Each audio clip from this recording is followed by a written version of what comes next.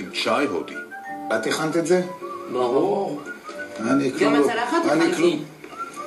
איזה צלחת? את זה? כמו שמתרשם, אבל שי ממהר לצנן אותו. אתה לא רואה איזה חתיכת קרטון, אחי?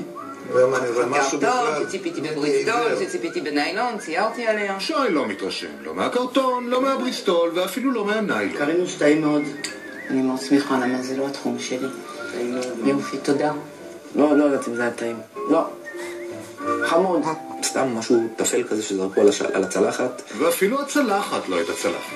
אז הגענו לשלב הציונים, ונשאר רק לגלות איך הקרמה של קרין תראה במספרים.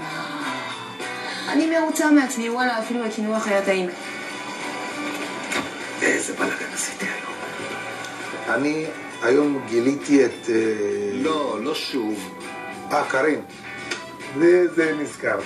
היא התגלתה אדם ביתי, נחתה, הורידה את העקבים, מה שנקרא. המנות שהכינה בשביל טבעוני, בשביל אין בשר, אין דגים, אין ביצים.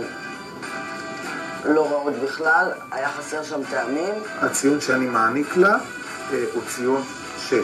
קרין, אני אוהב אותך, מת לתת יותר. ציון שאני נותנת לקרין הוא 7. אני נותנת לקרין 8. אני מרגישה שהיא השקיעה המון וחשבה, והיא עשתה לי מאוד נעים. הציון שאני נותן לקרין היום הוא ציון 6. אני הרגשתי שאם אנחנו שם או לא שם, זה אותו דבר מבחינתה. קרין מסיימת את הערב עם 27 נקודות ועם צלחות קרטון שאי אפשר להכניס למדיח. מחר תגיע החבורה לארמון של שי, לאירוח כיעד המלך. אם אני מארח אנשים אצלי בבית, אני מביא את הדברים הכי איכותיים שאני יכול להביא. הולך להיות שוס. אך היחסים במשפחה המלכותית עולים על סרטון. סליחה? מה אמרת?